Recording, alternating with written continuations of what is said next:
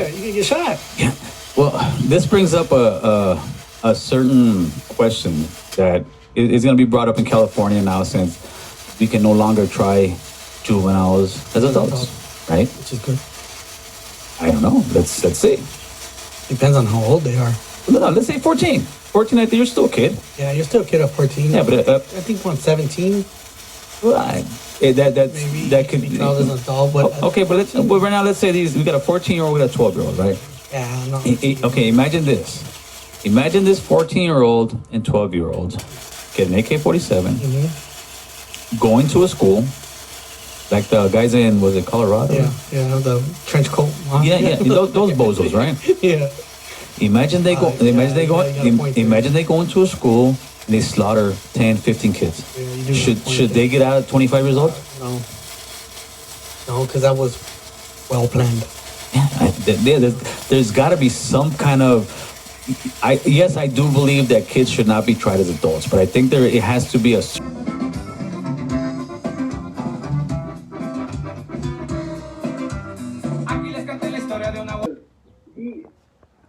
First of all, you say he did a drug. Right. Hey, so let's talk a little bit. Start of the fabrication. Peso, money sign Suede.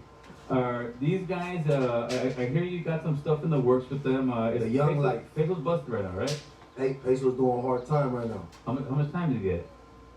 I'm not sure, but he doing a hard time in the halls. Oh man. Yeah, he going through it. I don't think you said like the county. No, I thought you said the hall.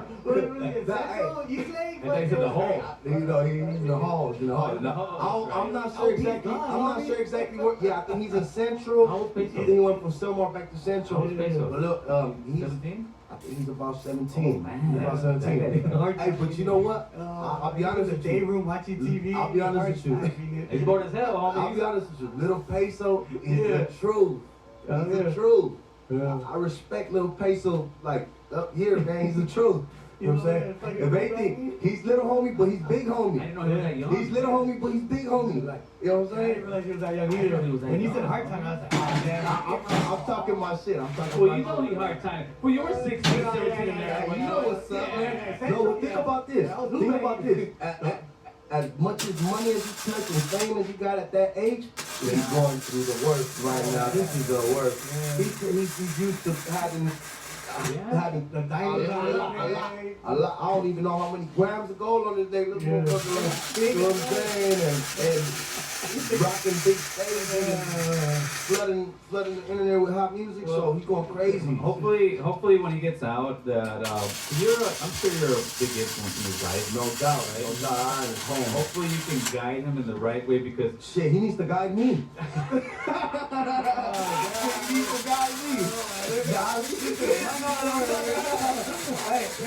Hey, I'm talking shit. I'm just saying, like, that little guy there fuck around blown up. Like, I was right here, this motherfucker done went, like, just how he, just in the video for Grammy Park, he jumped out the car, like, like, he done jumped off everything. That's what's doing this shit, man. Nah, but yeah, no, for sure. We gonna try to, big brother him and like, hey, check it out. No, yeah, I try to do as much as I can. And, y'all may not see it, but, I got him, like, fucking with the homies and rocking and rolling and shit, He decided to play boy game, you know what I'm saying? It is what it is. I wasn't tripping on nothing. I'm just like, look, as long as you rocking with the homies and we rocking and rolling, we gonna win, you know what I'm saying? Because he got a lot of resources, like, everybody fucks with him. You know what I'm saying? The Hoovers, the Woodward, Mexico, everybody fucks with him. So I was just like, look, okay, so, you know what I'm saying? You know what time it is with us. And we ran a program, and it is what it is, and he's rocking and rolling. He knows the time. He's fucking. He just told the circle and he valued it. That's right. Yeah, I just hate to see it. You see it all the time in the rap game. You see guys who are so talented but can't let it go. Yeah, can't let the street life go. Yeah, it's difficult. So when he comes, and look, the thing about him, he's so focused on his music. I asked him on the phone, what do you want to do your first week when you come home? What do you want to do? Because he was supposed to come home soon. He was like, I want to be in the studio the whole first week. I want to push out. I want to cook on an album. All right, let's go. That's what I want to hear. So he's probably in the writing. He's not worried about, come home, get some pussy and everything. He knows what the fuck out of the room. So get your size up. Get your pussy. That's right, oh boy. What's up with Money Suede? Man, when he signed Sway too, he's hot. He's a hot boy. Yeah, homeboy. He's a hot boy for real. You guys can take it to a whole different level, man. You know what? Money Sign Sway, he's like, it's like he just flying, man, flying high, higher and higher. He's going up, so it's like, you know, shit, he get into it.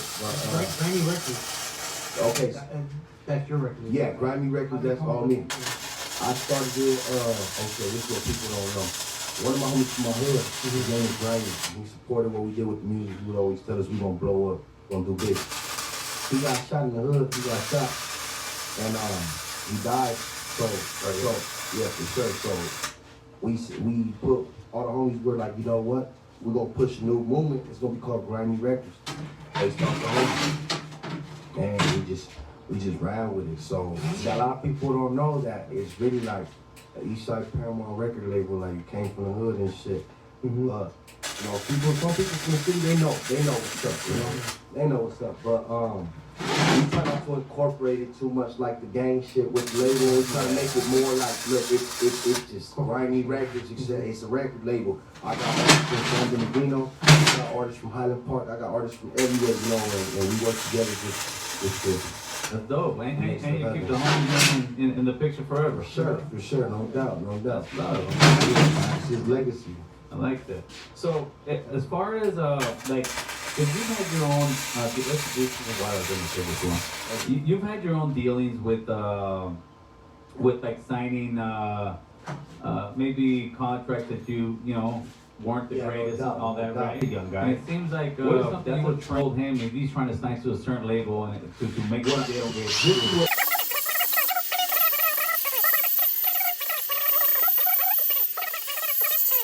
Yeah, cause back in the day, like it'd be like dudes would be, they'll belong to like 10 factories.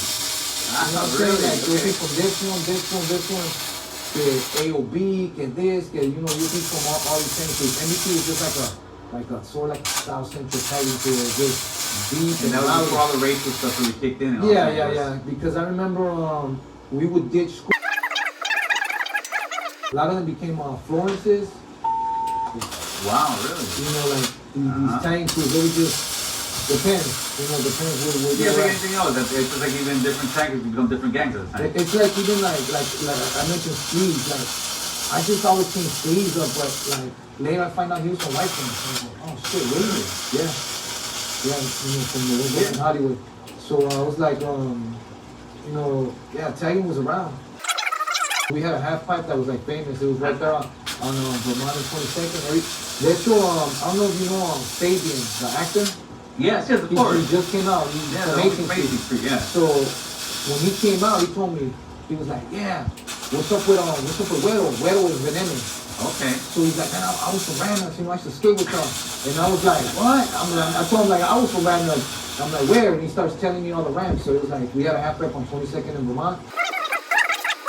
All the time. Really? Yeah. Oh, that's dope. There was a big ass half pipe right here in Culver City that we would come. I remember que veníamos todos acá. We'll skate all day, and then when it was time to leave, we'll start jacking for it. So we jack for skateboards and... Let me get that Tony Hawk or Capoeira. Yeah. What was your favorite skateboard back then? Man, there was so many, like... I mean, man, there was so many. I just remember like que una vez, I had came up on this other one, and I did this low-key trade, me fui pa Mexico, because back then, like, I had a big family, so all my family would caravan to Guadalajara, to Jalisco, every year, like 10, 15 cars. So I did this move, came up, I did a trade, me fui pa but they described some other one, you know, they didn't describe the one, and I was like, I was like, you know. How was your relationship with your father? It was kind of, you know, it was kind of rowdy, but I mean. Was it because of you? Was it because of him? Both of you? Nah, well, I think they had it worse. It was a different time for them. Then we come over here. That's pretty much it, guys. Thank you for watching, and we'll just stay tuned for the next part.